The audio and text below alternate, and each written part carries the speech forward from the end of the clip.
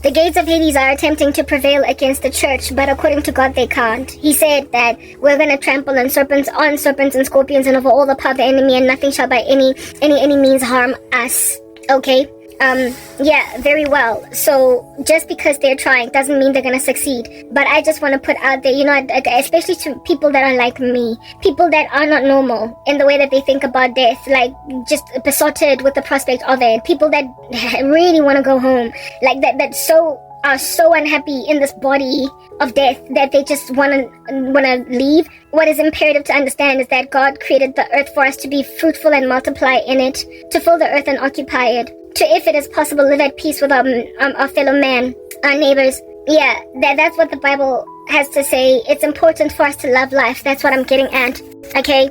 It is important, just like any other sin. That's what I'm out here trying to highlight to you. It is important for us to bridle the flesh and beat the flesh into submission concerning this one. This an appreciation for life. Not so much life, but this life. This life. I want eternal life already. I just want to go to heaven and stop striving on earth already. There are people who, like me, have an extreme illness in that regard. It's no different really from like porn addiction or any other kind of sin to just tend towards it. Yeah, I'm trying to encourage those who tend towards suicide, who so don't like life that they just want to go to heaven. We don't get to take ourselves there, and we also don't get to hate the gift of life. Plus, God did give us this place to fill it and to occupy, and in it make disciples of all nations.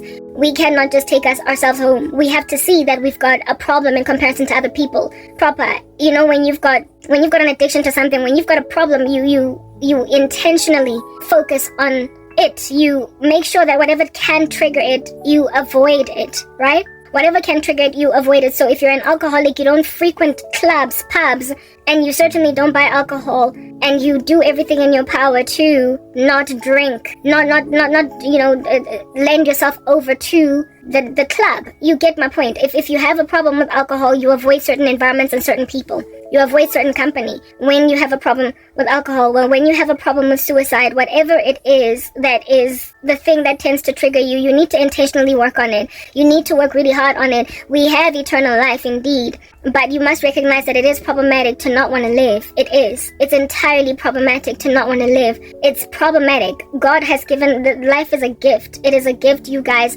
Life is a gift. Be it eternal or before then. It is a gift, and we don't get to just take it away ourselves or give it back to God without grieving Him. It's a gift. I ask the Lord, as I am always at His feet, asking Him to cure you from this particular tendency. Yeah, the desire to just not want to live. I like to call my situation a DNR. It's like I've got to do not resuscitate. I don't want to live. I really don't want to live. I don't. I don't want to live. It's problematic, but it's also tied to my life conditions. I find this earth exhausting. All the issues that people keep covering on the internet, they wear me out. It's evil. Everything is just evil. It's so dark. And the moment I came to discover that heaven exists, God is real, and I embraced the kingdom of heaven, more so was I just like, what's the point? Like, there is a better place. What that thing that I've been feeling is real. Like, I am an alien. So let me go. Most Christians don't think that way. Most Christians live, guys, 85, 90 years old, and this mother is still pushing. They are still so vibrant and vivacious. They're still so joyful for the Lord. I find that confusing, and it's wrong that I do. It's wrong that I do, because it's like, what are you holding on to? This place is hell. Like, it really sucks. Everything here is so dark. People are evil. Like, the world is it's just murky and brown and dark. But when you don't see the colors of the earth, that's a problem. Because the Lord made the earth and He said it is good. And if you can't see that, you're struggling with an illness. You have an illness, and I have one. It is exacerbated and made really terrible, hard knock by my sorrow. And the sad thing is, I've always been like this, and for someone that's always been like this, for people to be this insensitive around me, it's frankly homicidal. It's like a form of culpable homicide. My mom is killing me. My sisters are killing me. My whole family extended is killing me, because I've always been aloof to the earth and its general thing that it's doing. I've never been too big a fan of this place. I just haven't. And now I am so suicidal. I just want to die that I have to keep begging God, please don't let me go out like that.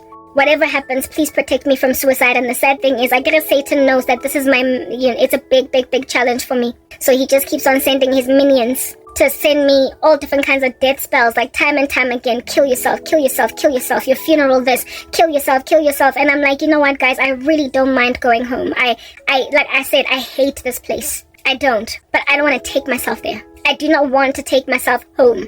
I'm happy for a car crash. Even that cancer that my cousin tried to send me, I am happy that it should metastasize within 2 weeks. For me to be gone the moment I get diagnosed. But it's not happening. So now I am just being tormented mentally, where it is that these random minions in their satanic batches that keep on sending you death spells, yeah, they keep sending them because they know that is a war that is the most feverish for me to fight. If you can avoid the premises of that war zone, flee. But if you are in it, we have to constantly demolish arguments and every lofty pretension that exalts itself above the Most High and hold into captivity every thought to the obedience of Jesus Christ. My family, if I were to commit suicide, they would have seen it coming. Everybody would have seen it coming. Everybody. And yet they would have just stood back. Is that not Satan? Is that not Satan? Is that not evidence of the fact that we war not against flesh and blood? They would have literally sat back and done nothing. And upon me dying, it would have been expected. It would have been clear that this is the only way that this is going to end. And yet they would have done nothing. Their tears would be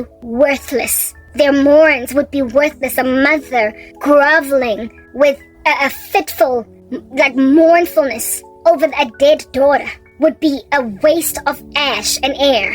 Because you literally sat back and did nothing. Not only did you do nothing, you kept exacerbating a pain. You kept harassing her. You kept talking to her like she was smack. You kept giving alleyway and leeway for mongrels on the outside to abuse and persecute her. You left her cousins to bully her. You left people to spit on her toes, her shoes, her casket. You literally did not. You expected your daughter to stay strong for after 10 years of no love, no security, no respect, and disgusting men constantly just telling her, I'll give you this in exchange for that. And when she rejects them, they then go back over and over again to do death spells on her. And you listen, you surveil her content, you monitor her so you know that she's got a problem with disgusting men. You know. And then now that she's committed suicide, Karabo uhambile, ushiyile, she's gone. You cry. I mean, it's genuine tears of pain because negligent parents that leave their children to the dogs always have genuine tears of pain. But in the run-up to, they don't have enough sense to do differently. They don't have enough sense to prevent their kids from killing themselves. They don't have enough sense to stay their kids from being raped. They don't have enough sense to protect their daughters. They don't. So they cry genuine tears at their funerals. And all the things that they could have done are only then ruminated over. But in the run-up to, nobody's trying to block an inevitable suicide. No one. Well, when my father and my mother neglect me, when my cousins and my friends, and when men want to rape me, when, the Lord is my help. If God be for us, who can be against us? Satan, back in the day, tried to sabotage my circumstance. He tried to make me think that I got a regret letter from an employment, from the job that I got eventually, the learnership that I successfully interviewed for at Liberty Life. He tried to make me take myself out before I would get a call in just 2 weeks. It would be mere days, do you understand? From discovering that I was successful in the learnership, from the date that I would have committed suicide. Days. Confirming, therefore, that suicide is a permanent solution for a temporary issue. The women who are harassing me right now have made mistakes, but they think that there's no hell to pay. They are latching on to nothing. Do you understand? But the prospect of not watching me do anything that I wanted. They are latching on to nothing but their jealousy. They are trying to finish me. And then another dream that I got last night. This random other cousin that rescinded her job opportunity offer to me. That acted a fool. Yeah, I got a dream of her being my monitor. Saying, I will give you a job insofar as you apologize to me. What did I do to have to need to apologize? Did I slap you? Did I swear at you? Did I speak smack to you? No. All I did was say, no, thank you. I am not about to stop uploading content just because you said so. I am being told, apologize to me. Like somebody literally lording it over with an iron fist. And the only reason why all of these people feel like they can actually run me like this is because of the very woman who, even though teachers kept on saying, Your daughter's wonderful. Even though people kept on saying you have such a pretty girl. Even though she, in and of herself, observed it later on when I got really successful. She left me then to get devoured by the very people who knew I was excellent, and now because I have nothing, they're trying to take me over like a tsunami. Yeah, that woman, that very woman that left her child in the to rot, even though she was told you've got a beautiful daughter. The very woman that could not care less to receive a mahadi, to receive lobola for her own child, does not care to get grandchildren from her own kid. That same woman is now being used by people to control me. Yo, guys. Karabo. You're gonna keep her in a bunch on my behalf. Men lean on her. Women lean on her. Also tipping this woman to make sure that I eventually do what they want me to do. So, I mean, really, is that not a mother that when her daughter commits suicide, should have seen it coming? Because, Papa, you pimped her out. You pimped her out. You pimped her out to disgusting men. And you made jealous women feel like I can walk all over this. She caused my cousin to imagine that she can actually finish me. Everyone, they know that they can go through her. They just know. They trust her to be complacent, do nothing, and they also trust her to raise an issue with me should they say, I'm not happy with this thing that Karabo was doing. I am held hostage. Utusa lefate, a daughter that everybody in the run-up to let her know you've got something special. Such people are without excuse. They get handed over to their reprobate mind. Such people are literally without excuse. They are without excuse. My family can slap me silly because sometimes extended relatives can suck, do you understand? But when from inside your own base camp, inside your own immediate family, when you have no support there, that's when it gets really taxing. That's when it gets really taxing. I could have survived the insanity of my uncle. I could have survived the insanity of my cousins. If at all my mom was there for me, or even my sisters, but I have no such thing. I have this weird little circumstance, and as a result, men are entitled to me. Some of them, like I said, they've got HIV.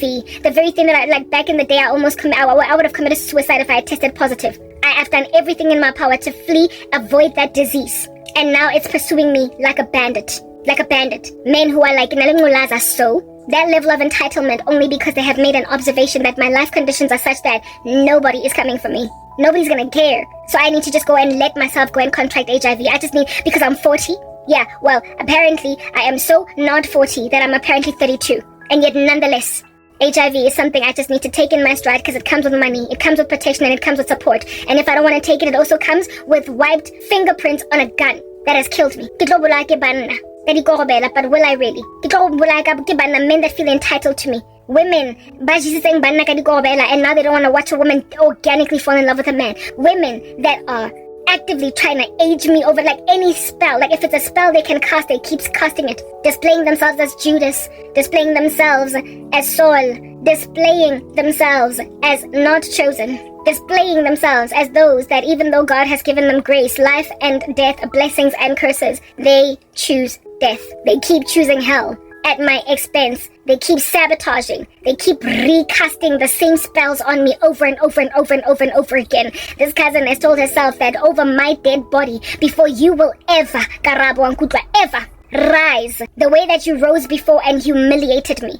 Just the prospect of me getting anywhere ever again makes her cast new spells to a point where now apparently I gotta turn 32. I'm 40. How can I possibly turn 32 when I'm 40? Apparently it's because I am that young looking. That's what's happening. Those are the things that are pursuing me. So I mean, a woman that is that beleaguered, why would she not want to commit suicide? Why would she not want to die? Why would I be expected to maintain a healthy mind when that is all that is encircling me? I can't even watch my video. I can't even, my content. There's just so many volumes of it. I'm backlogged. I keep recording because this work is healing to me. I can't even take a break just for the sake of catching up, because the moment I take a break, I get so melancholic, so macabre, I get so depressed that I feel like I'm gonna die. So I record a video and just to make myself feel better. A life like that, I'm living on the edge. Indeed, we take up our crosses every single day and follow Christ. But a person should not be feeling like today they could die, but tomorrow they're okay. They should not be feeling like they did enough to make themselves feel better today so they don't commit suicide, but tomorrow morning they're gonna wake up just suicidal all over again. I've been looking at God,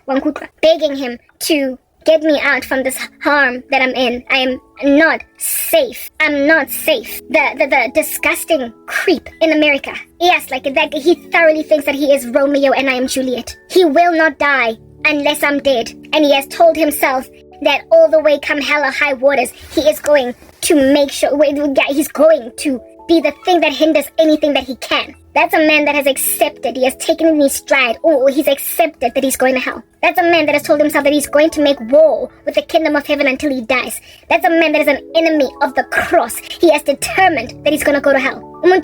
Who is going to protect you from that? Who's going to protect you from a person that is determined that they won't die until you do, but they claim they're Christian? It must be a God that can save your life even though his goes. A God that can kill him and spare your life. A God that can ensure that since he insists that he's going to make war with the kingdom of heaven until death, then I guess he gotta die. But you live. Who is going to rescue us from people that keep on doing spells over and over and over again on people because they don't want to see them succeed in ways that they failed? You see, the thing about witchcraft and witches is that they do spells to get ahead in life. Everything. Everything they need, it's a spell. I want to fall pregnant, it's a spell. I want to get a job, it's a spell. I want to get married, it's a spell. I want to pass a test in school, it's a spell. I want a job promotion, it's a spell. Everything. I want to grow my hair, it's a spell. I want to clear my skin, it's a spell. I want to lose weight, it's a spell. They use witchcraft for everything. So mind you, when you have leaned on dark magic for everything, of course you are going to look upon the saint of God that's waiting patiently, organically on the Lord. You're going to look at them as a target for your killing. You are going to be Cain to Abel, for your sacrifices are blemished. You who keep on going to church, but you use the spells for everything, including bewitching parishioners in that church. On that day, you are going to end up nothing but an inevitable Cain killing Abel. You will kill a person that's genuinely and organically waiting on God for answered prayer. You will not be able to stand them. You will hate their guts because they are doing what you are not. That which you have failed abysmally at doing, they are doing it.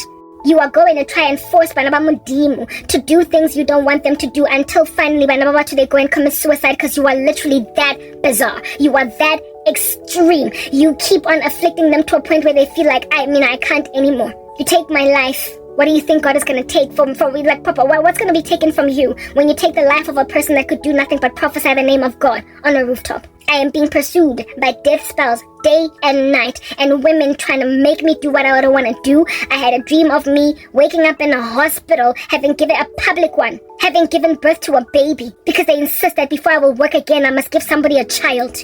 They keep doing the same spells over and over and over again. That's the kind of stuff that can cause a person that's been waiting to see if maybe my job interview was successful to just kill themselves before they get the call telling them that you have successfully interviewed. I am being pushed to suicide quickly before something gives. Clearly, they're scared of something. So the point that I am now trying to conclude in making is this. The Liberty Life thing, that story, Sago Liberty Life, it's making me have an eye-opening moment. I remember that the devil tried to kill me literally days before I found my way out of depression. Not only that, I know that the devil knows that I have a problem with suicide, ideation. It's been a problem all my life, with reprieves only in times when I've been able to take care of myself. And right now I can't do that. And it's been lingering for 10 years. I cannot take this anymore. I happened upon this, what do you call it? This article on Chorus Digest, that guy that was speaking about 6 months, how he was job hunting for 6 months. And the letters on the page stuck out to me. That was God basically saying to me, you are giving up too quickly. You've only been applying for jobs for how long, Karabo? 3 weeks, 2 weeks, a week maybe, even a week and a half. And I came back the other day saying, I'm not doing it anymore. Nobody's calling me. And then he reminded me, since that guy on Chorus said that he was job hunting for 6 months, I remembered that I job hunted for that learnership program at Liberty Life also for 6 months. It was long and I was depressed in it and I could not deal.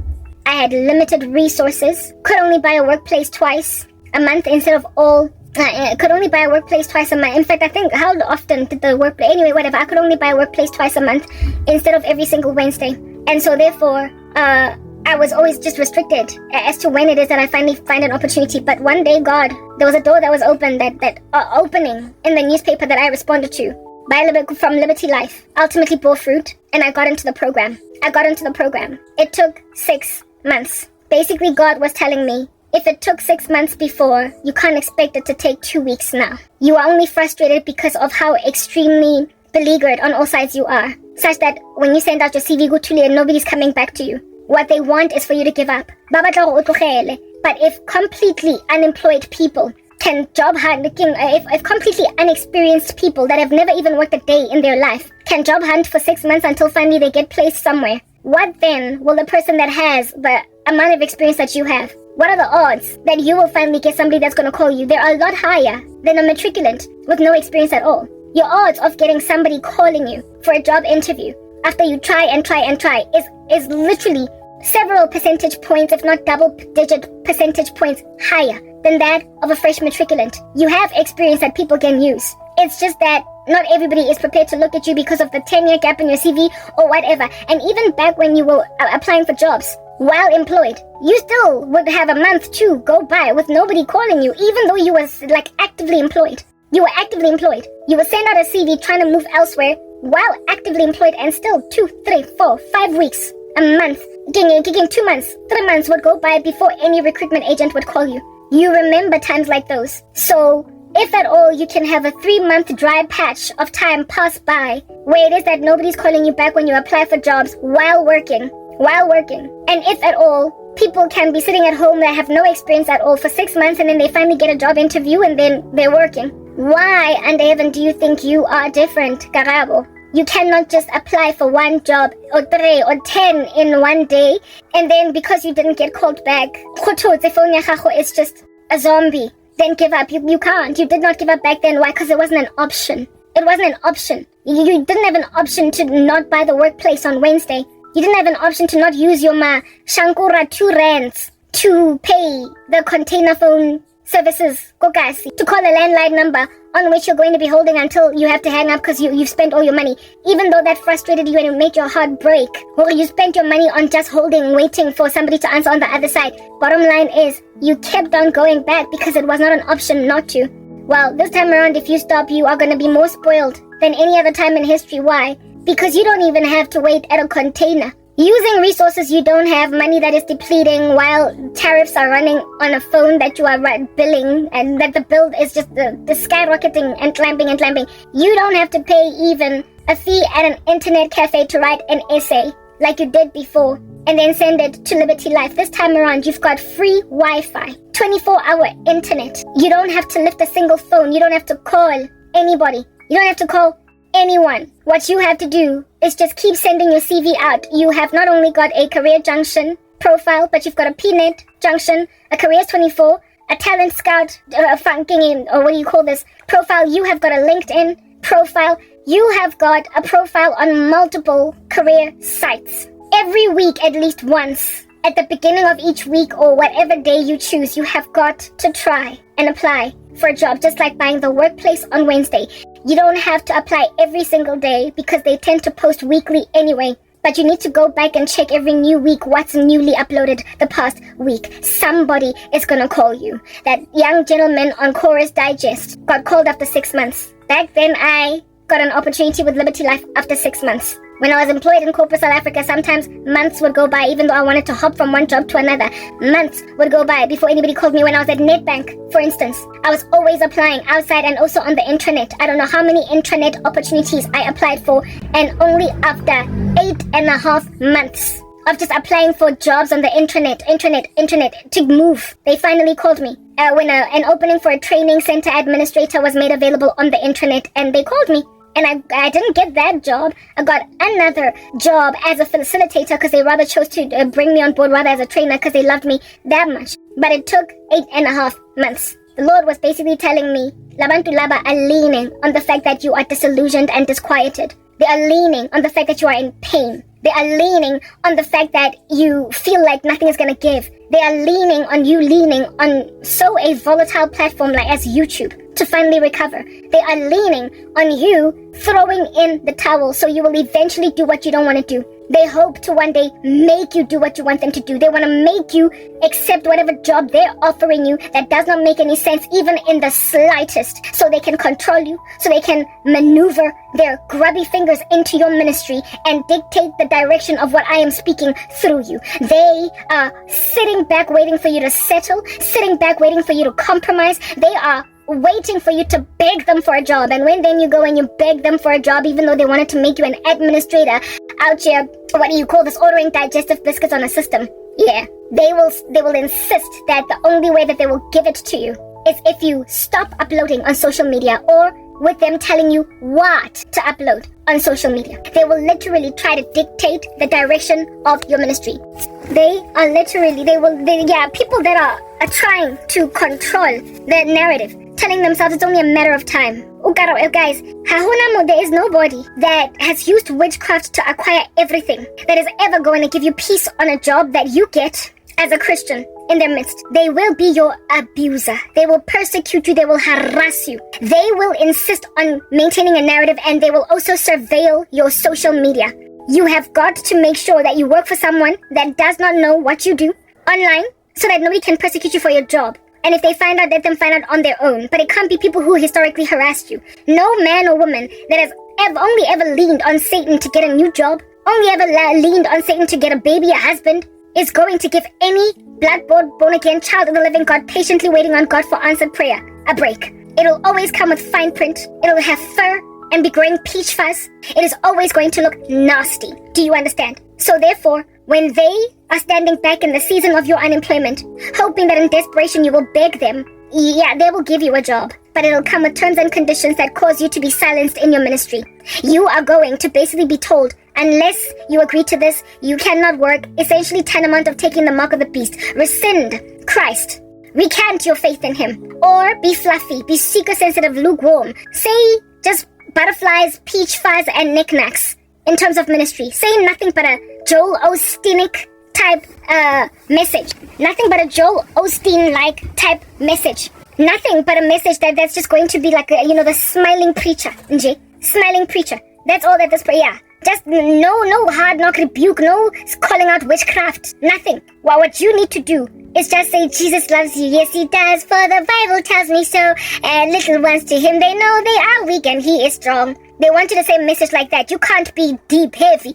One second. They will insist on determining the course of what you do, your ministry and what have you. And that's the thing that's been breaking me. Like, I pray, guys, and a lot, and I'm still in a fast that I haven't gotten out of because there's a lot of attack around my person. Yeah, and some of the stuff that I'm praying and fasting against is that these people never ever get to have any hold of any of the controls of my ministry. They will not have the steering wheel. They will not have the clutch. They will not have the brakes. They will not have the accelerator. Nothing. No control over this car that I'm driving. Not even remotely. I won't even drive a remote, what do you call this, an automatic car. It has to be maneuvered by me. As in, I'm putting it into first gear, second gear, third. And I'm the one, pressing the brake pedal or pressing accelerate. No one. Because I cannot drive this ministry with anyone but a true saint of the living God. I cannot share the work that I do in Christ with anyone but a true believer. And nobody is ever going to be able to influence the direction of what I am doing here unless it is a true child of God. Because there our heads are combined. And we are of one accord. We are of one mind. We agree with each other. But people from the kingdom of darkness who are sick and tired of you talking about witchcraft, stop calling us out so much. Okay. A person that has bewitched everything in these streets to get anything in these streets is never ever going to be a safe employer of your person. You are never going to be safe. You are never going to be safe. So you have got to wait on God. But that's the thing. The Lord is all about delayed gratification, and God knows what is already yours, what door he has opened. The Lord had already long ago opened the door for Liberty Life. I was supposed to enter in and then ultimately grow from there. I was never supposed to work for Business Connection or Old Mutual. I was never supposed to get any other job at any other call center. Or nowhere else was I supposed to ever work but there. And it would take 6 months before that job even became available on the internet, not on the internet, sorry, but in the newspaper. It would take 6 months before that learnership opportunity became open. Also, there were learnership opportunities being opened across multiple other organizations like FNB and Old Mutual and etc. They all didn't want to see me Standard Bank, but Liberty Life did. Liberty Life called me for that. So basically I was supposed to go to Liberty Life, but like I said, it came after 6 months. God was basically telling me when he caused those letters from that Chorus Digest article to boldly stick out, he was warning me that if you don't keep on trying to look for a job, Labantu, they're gonna vimba you one day, and you are going to be harassed through your mom. She is going to make you feel like you are just this unemployed, worthless thing, while conveniently neglecting to recall the fact that I didn't reject the job that they gave me. They just came and told me one day, we'll give you a job, but shut up on YouTube. And that, I'm sorry, ain't nobody ever given me any job anywhere historically in the past where it is that they insisted that I stop anything before I will work that job. Nobody has ever given me that caveat because nobody has ever surveilled my life that much. These people are freaking taboo and bizarre in the way that they are looking at my life. And like I said, they are Cain, literally hateful of Abel's good sacrifice. I am not safe in the hands of a person that has gotten their entire career through witchcraft. I am not safe in the hands of a woman that has gotten children through witchcraft. I am not safe in the hands of a man that has only ever gotten girlfriends and wives through witchcraft. I am not safe in the hands of people who cannot keep their hands out of the cookie jars of people. I am not safe. I'm a servant of God. They will forever persecute me, and look at how much they want me to die, kill myself, if I don't want to go out like this. And as for the members of my family, shame on them. Shame on them. Shame on them. By the time I share this content, my prayer is that I will already have a job because I'm so severely backlogged with uploading content online that I will be safe to upload this because I finally got the job. But God has been warning me that, Karabo, yeah, I will give you your YouTube channel, but you cannot stop looking for a 9-to-5 job. You have to find job security. You have to find something that is stable, that's not going ish. You have to try everything in your power to get back out there again. And for as long as there is no hope in sight for anything else coming through your way, you are never going to feel a sense of peace. If you apply for jobs and nothing comes, nobody calls you, at least you know that you're trying. At least you have something that you're throwing out there. Cast your bread upon many waters. Cast your bread upon the waters, and after many days it will come back to you. You cannot trust that you're going to get a job interview or anything like that if you're not constantly applying. Somebody will eventually call you. Literally, it could be just like with Liberty Life. It was not like I didn't go to a plethora of interviews. It was the only one. Quite literally. There was another opportunity that worked up, but it was not quite a proper job. It was sales. Like, they were trying to make us sell T-Mobile cell phones to, what do you call this, to another country, like England or something. Yeah, I think it was the UK. And it was horrible. I'm not a salesperson. People kept on hanging up on me. And it was a commission-only job. Nobody got a basic salary type setup thing. I left as quickly as I started because it was not for me. I'm not built for sales. I can't do it, etc. All that jazz. That was the only other opportunity that came up in that time. And there they were willing to give everybody a chance because it was a zero risk for the company and all the burden was on all of us. Nobody was getting paid unless they sold cell phone contracts. And I also ran out of money to take taxis to keep going back to work. So I just quit. That's what's good. I didn't go because I didn't have money to catch a taxi type thing. Because my mom was not giving me enough money. I don't know how many times I can say that. That was the one thing, that happened. But other than that, in terms of an actual proper job where they offer you a salary and they want your banking details and you are like part of staff and whatnot, you've got a contract, nah. That did, like, literally the only company where anything gave was Liberty Life. It's not like I had a slew of interviews, and the only 2 interviews that I did go to, no, I didn't actually go to the interview in the one. I went for one interview with Business Connection, but that was a connection through my cousin, and they didn't want me because of the fact that I kept on saying I'm going to go back to school. And they were like, I'm going to be a flight risk. They wanted to hire somebody that was going to stick on board. And then at Old Mutual, I put in my CV, I applied, but they didn't call me. But my cousin tried to pull that string for me. It did not work out, but yeah. However, everything else that I tried for myself, the reason why are they flying all over the show? Everything else that I tried for myself, nothing. It was just dead quiet. It's not like I was in and out of interviews. Every week I'm going somewhere, but they're not giving. Liberty Life was a one hit. Like, it was all of my eggs in that one basket. It was all of my eggs in that one tiny little basket, and it turned out not to be all that tiny now, did it? It was all my eggs in one basket. It was the only opportunity that gave any kind of promise, and it went from the beginning all the way to the end. So when the whole world underestimates you, what I'm trying to explain to you is that one door that God opens will tend to be just one door. It will tend to be only one door. And you will want to have a plethora of options to choose from because it's just safe that way. You're hedging, but if it's just the one opportunity and it's yours, you're gonna get it. But the devil might pull a trick on you and create an optical illusion to pretend like you didn't get it. Yeah, so do not fret and front when it's dry for like ever and a day. I'm encouraging myself here as well as anybody else who could be encouraged by this. Do not fret and front when it's dry everywhere. Bottom line is, all you need is one opportunity. I keep saying, even with YouTube, and wicked people encircling you thinking that you need them, all you need is for one powerful man to repent, for all the minions underneath to basically be humbled, because he will give you favor when they have no interest that you should be okay. You are like, how I used the example with Pharaoh.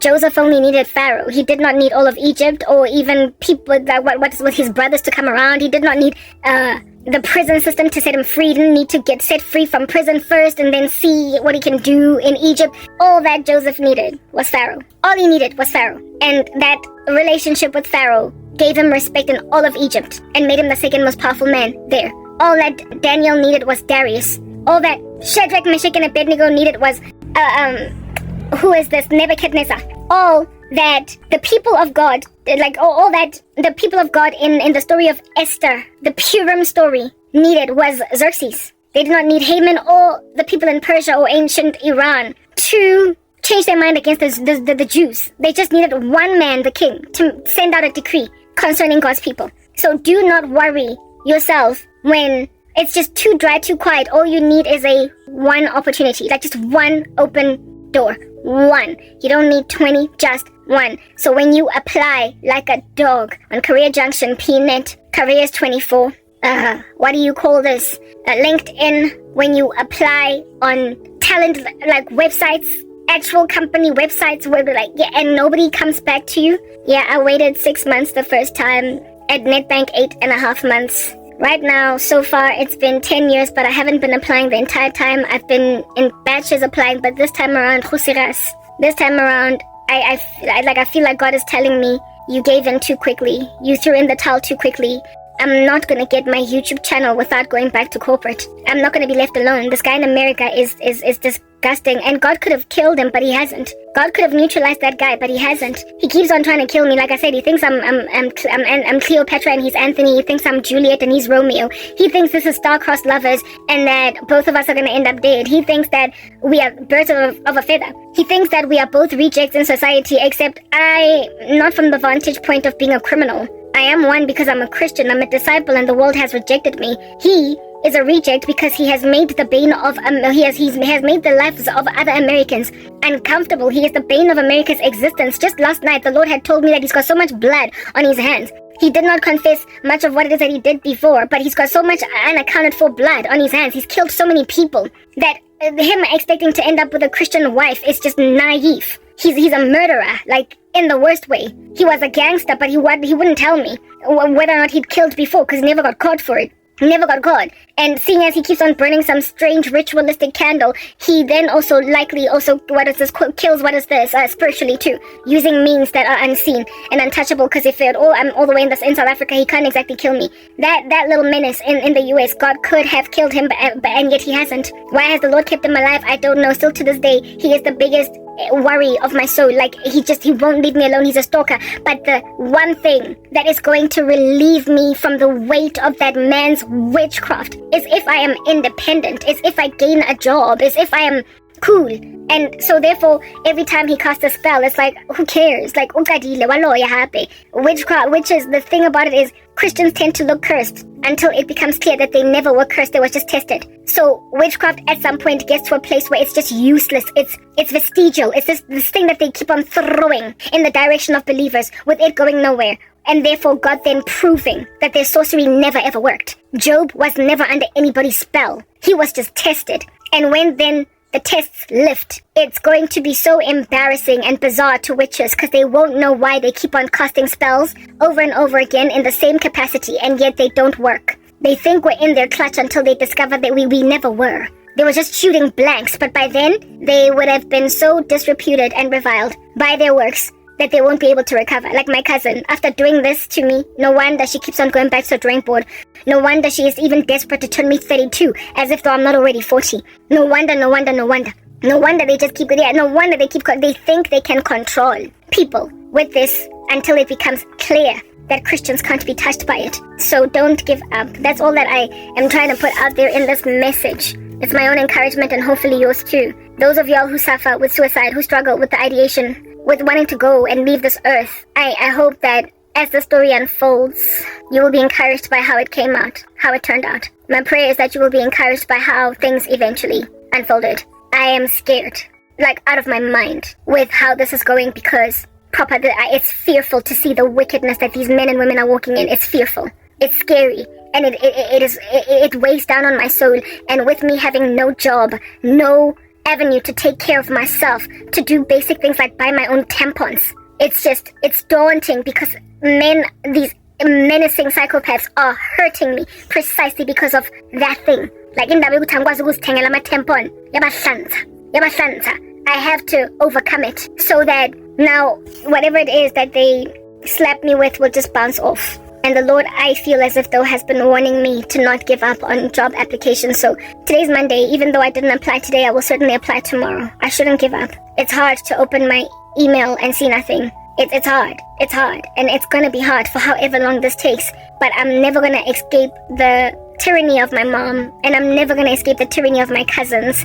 And I'm never going to escape the tyranny of this menace, this psychopath, this disgusting man from America. I'm never going to escape the tyranny of, what is this? Like, guys, like, even the rationing of toilet paper for me is just so freaking disturbing. I can't deal. Like, I'm never going to escape that. Like, the fact that a man can thoroughly think ukuthi mina ngizokuthengela i-18 pack yama toilet paper, it's disgusting. Like that men can negotiate for my heart. Kari tampon, the toilet paper. I find it disgusting. Like, can I be that lowly? Why am I that lowly? It is the right thing for women to reject men when they don't have anything, when they live in a society like South Africa, when they live in a world like this of the last days, where men's hearts are so darkened, when it's perilous, when people have such a moral turpitude that they can't just leave a woman alone. No chivalry, nothing. Like, they just take what they want, and they just take what they want. And when they don't get it, they then deteriorate to murder. They deteriorate to murder. And then women just stand back and do nothing.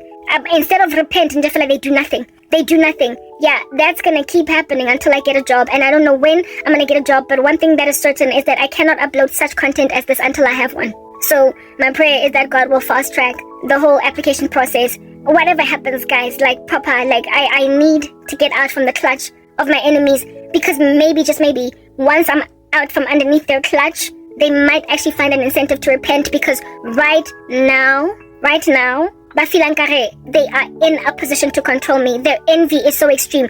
Like, there is no way that you can bewitch everything and everyone to get everything and everyone that you want in your life and leave a person organically waiting on God for answered prayer alone. You will covet them. You will envy the living daylights out of them the way that Cain coveted his brother Abel. If you don't give God a good sacrifice, you will inevitably envy the one that does. Cain was told by God, if you do what is right, will you not be accepted? That was the thing. These people don't do what is right. Every new contract for the tender to start a build project, ritual. They gotta go do a ritual. They gotta go consult Mamlambo. They gotta go this and that. They gotta go see a sangoma about a promotion. Everything they do, manyalo, a marriage. Before they walk down the aisle, they gotta seal that thing, that man. They gotta clutch him in with witchcraft. A person that is that reliant on witchcraft is literally never going to be at peace with a saint. They will be like Saul to David. They will be like Cain to Abel. They will just be the bane of the innocent person's existence. So you are not safe in their company.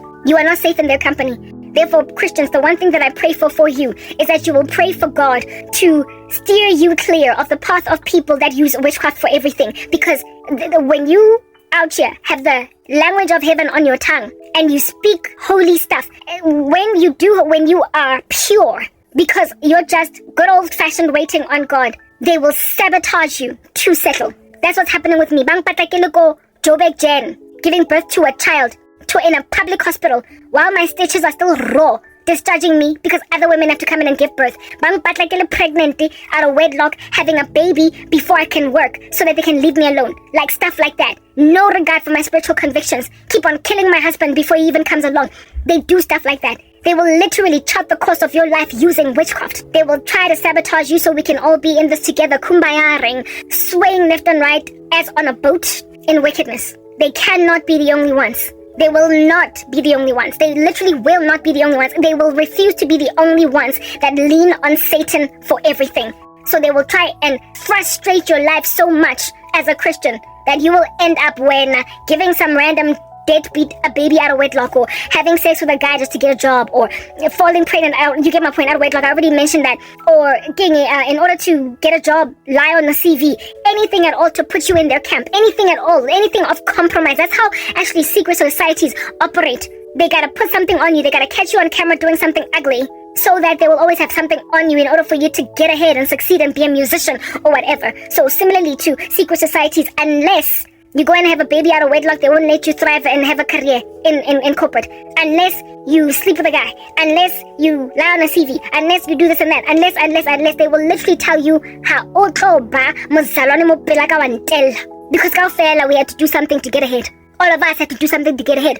All of us had to sell our souls to get ahead. All of us had to slay some chickens to get ahead. All of us had to drink baby blood to get ahead. All of us, kaofela. So now you gotta do it too. You gotta go manje nawe. Uyo human sacrificer. Umtanako. Uyo human sacrificer. Uyo cousin. Ulo zamaya wena ulo seka kolobe or whatever.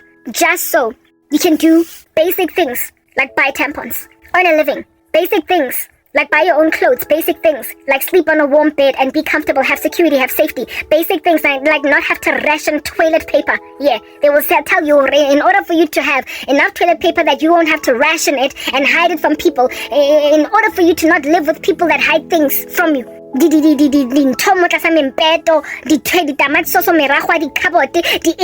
order for you to not have to live with people that literally hide food in pockets of their bedrooms, you gotta first have a baby out of wedlock. That's what they're telling you. That's what they're telling you. In order for you to be able to take it grandpa every time you have a headache, without having to beg 10 times for just 1 ounce of that grandpa, just a tea, like a small little bit, like, a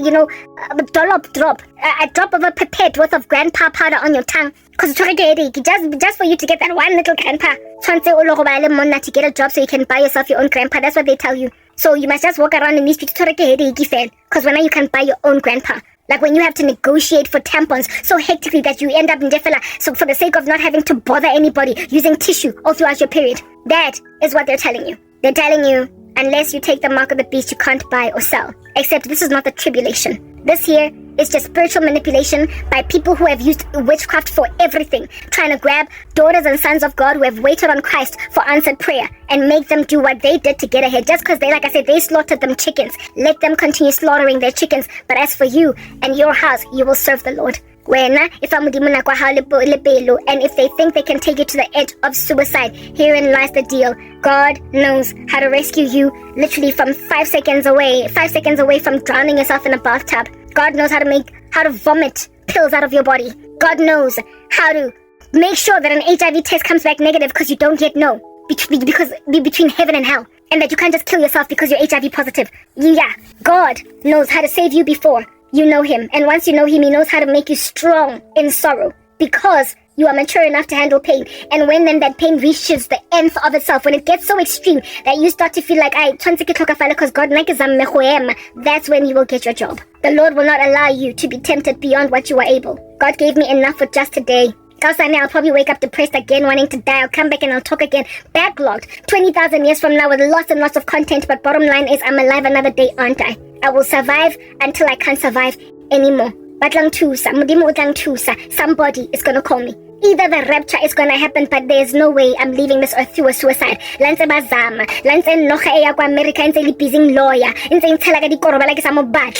proper, nothing is ever gonna give. There is nothing that a man or a woman that is wicked, that is in the occult, can ever do for you as a Christian. Unless they wanna repent, they will always look at you as competition.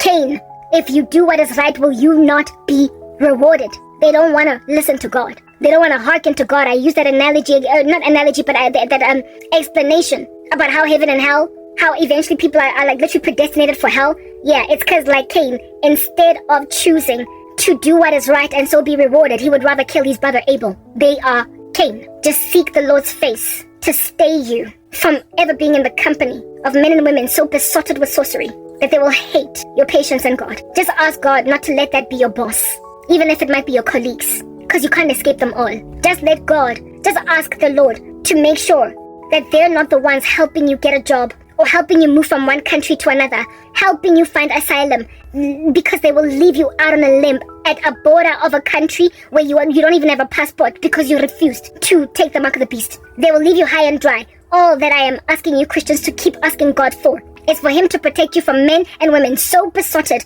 with cutting corners that they will despise your purity in Christ enough to leave you hanging in midair, plunging to your death just because you refused to take a parachute that came with terms and conditions that had everything to do with abandoning Jesus. Just seek the Lord's face for that and you will be faithful, because if at all you pray to him to help you stay strong in him, he will never say no. He will never withhold from you righteousness. They are trying to steal your crown. Don't let them take it. And as for suicide, please guys, don't do it. Like, my prayer is that you will latch on to me and my story long enough to see that I survive it. That's all I can say. I hope you've been edified. I'm signing out in Christ's name, Cran K. Peace.